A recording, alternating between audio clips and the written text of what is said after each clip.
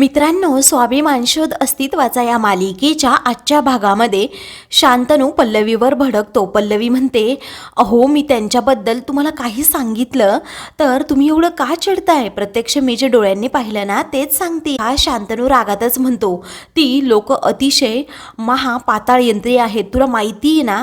पल्लवी म्हणते की हो मला माहिती आहे. अहो आपल्यामध्ये कोणतं सिक्रेट ठेवायचं नव्हतं ना, म्हणून मी सांगितलं तुम्हाला, बाकी काहीच नाही. शांतनू म्हणतो, तुझा जर हेतू असेल त्या लोकांना घरात आणायचा तर मी कधीही आयुष्यात तुझ्याबरोबर बोलणार नाही आणि त्यांचं नाव देखील मला या घरात नको आहे. असं म्हणून शांतनू भडकतो आणि लगेचच झोपून घेतो. म्हणतो, माझं खूप डोकं दुखतंय. तेव्हा पल्लवी काहीच बोलत नाही. तिला खूप वाईट वाटतं, कारण शांतनूला तिच्यामुळे खूप त्रास झालेला असतो. तर दुसऱ्या दिवशी विनायक हा एका माणसाला फोन करतो आणि म्हणतो, मी एका मुलीला तुझ्याकडे घेऊन येणार आहे, तू फक्त सहज तिथून गेल्यासारखं नाटक करायचं आणि जर मी विचारलं की त्या म्हाताऱ्याला पॅरालिसिस झाला होता का, म्हणजे माझ्या वडिलांना, तर तू सांगायचं नाही, सारखे आमच्याशी भांडतायत, किती उच्छाद मांडलाय ना त्यांनी, हे सगळं सांगायचं, त्यांच्या विरोधात सगळं असं वाईटच सांगायचं.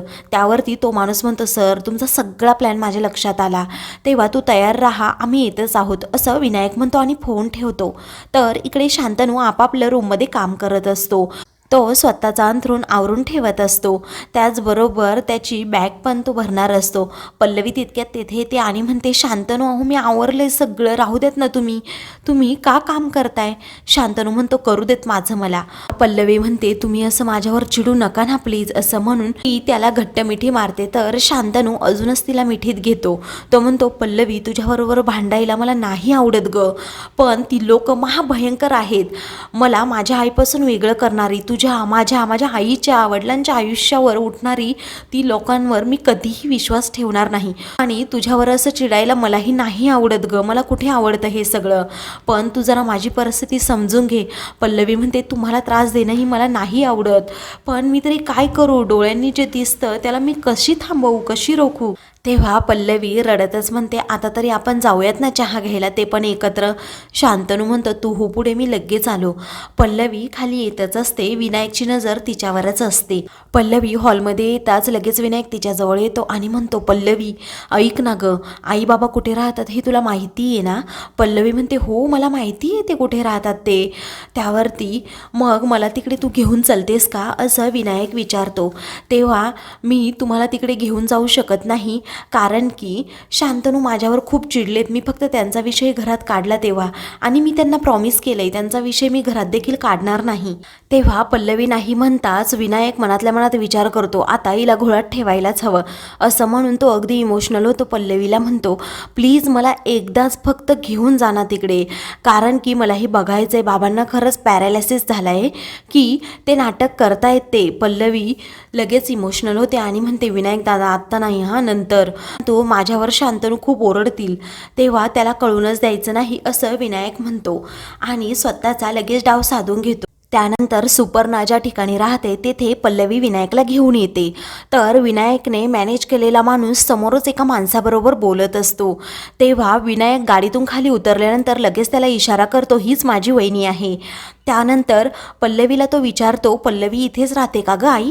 पल्लवी म्हणते, हो इथेच पुढे आहेत त्या. तर विनायक विचारतो, इथल्या कुठेतरी एखाद्या रॅन्डम माणसाला विचारायचं का, म्हणजे आपल्याला नक्की त्यांची खरी परिस्थिती समजेल. त्यावरती पल्लवी म्हणते, हो ठीक आहे. तेव्हा तेथून तो माणूसच चाललेला असतो. तेव्हा त्या माणसाला विनायक विचारतो, इथे कुणी काका काकू राहतात का? तेव्हा तो माणूस म्हणतो, हो सूर्यवंशी काका काकू ना?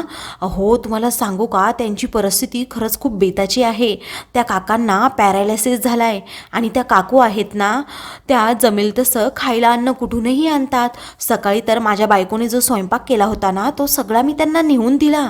आणि तुम्हाला एक सांगू का, त्या काकूंनी काल मंदिरातून प्रसाद पण आणला होता, कारण त्यांच्याकडे पैसे नाहीत ना घरात अन्न शिजवायला, किराणा आणायला, म्हणून.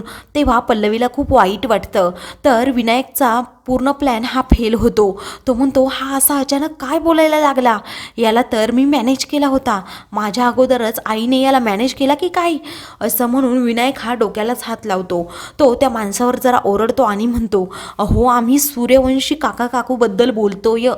त्यावरती तो माणूस म्हणतो हो मी त्यांच्याबद्दलच तुम्हाला सांगतोय. तर विनायक म्हणतो तू निघ आता. तेव्हा तो माणूस तेथून जातो. तर पल्लवी म्हणते की पाहिलं ना त्यांची परिस्थिती कशी आहे ती. त्यावरती विनायक म्हणतो अगं ह्या असल्या रँडम माणसावर काय विश्वास ठेवायचा, आपल्याला सत्य परिस्थिती समजली पाहिजे. पण पल्लवी तुला एक सांगू का, मी याचा छडा लावणारच. तेव्हा विनायक खूप संतापलेला असतो कारण त्या माणसाचा त्याला खूप राग आलेला असतो. त्यानंतर विनायक पल्लवीला म्हणतो तू पुढे जा नाही तर शांतनू पुन्हा कॉल करेल आणि तुला विचारेल कुठे आहे ते. पल्लवी म्हणते इथे आलो तर आपण काका काकूंना भेटूयात ना. त्यावरती विनायक म्हणतो नको. तो तिला गाडीत बसायला सांगतो. तेव्हा पल्लवी गाडीत बसते. विनायक फोन आल्याचं नाटक करतो आणि म्हणतो मला खूप अर्जंट काम आहे पल्लवी तू जा आता. पल्लवी तेथून जाते. तर विनायक हा खूपच चवताळलेला असतो. त्यानंतर विनायक हा सुपर्णाकडे येतो. ती मस्तपैकी चहा नाश्ता करत असते. ती म्हणते कधी एकदा मेघना आणि विभावरीच्या हातचं चमचमीत खाते असं वाटतंय. त्यावरती मोठे काका म्हणतात तो दिवस पण लवकरच येणार आहे. विनायक तितक्यात तेथे येतो. विनायक मनातल्या मनात विचार करतो की आता हिला जरा घोळात घ्यायला हवं. तो म्हणतो आई. तेव्हा सुपर्णा म्हणते अरे तो मागे माणूस भेटला का तुला. तेव्हा विनायक म्हणतो हो. ती सुपर्णा त्याला सांगू लागते अरे त्या माणसाने सांगितलं पल्लवी आणि तू इकडे येतोय.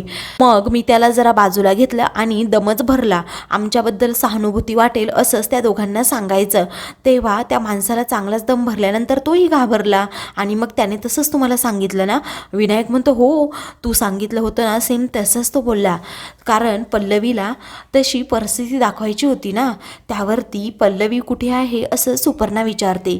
तेव्हा ती घरी गेली कारण तुमच्यावर तिचा विश्वास नाही असं विनायक म्हणतो.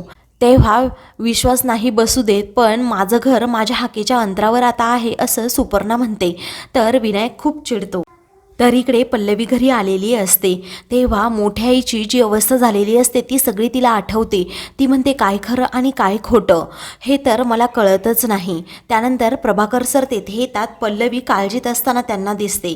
तेव्हा ते म्हणतात पल्लवी मला माहिती आहे तुझ्या चेहऱ्यावर जे हे टेन्शन आहे ना ते नक्कीच परीक्षेचं नाही, ते वेगळंच कसलं तरी आहे. ती पल्लवी म्हणते नाही परीक्षेचं टेन्शन नाही आलं मला.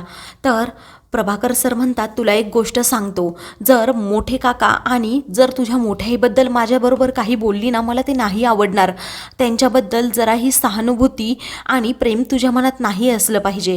त्यांचा विचारच करणं तू सोडून दे. ती खूप कपटी माणसं आहेत. तू अजून माणसं ओळखायला नाही शिकलीस पल्लवी. त्यामुळे तुला मी बजावून सांगतोय त्यांचा विचार मनात देखील तू आणायचा नाहीस. प्रभाकर सर अतिशय भावूक होतात. पल्लवीचा हात हातात घेतात आणि म्हणतात मला आता सध्या असं वाटतंय की त्या दोघांना त्यांच्या पापकृत्याची शिक्षा मिळाली पाहिजे.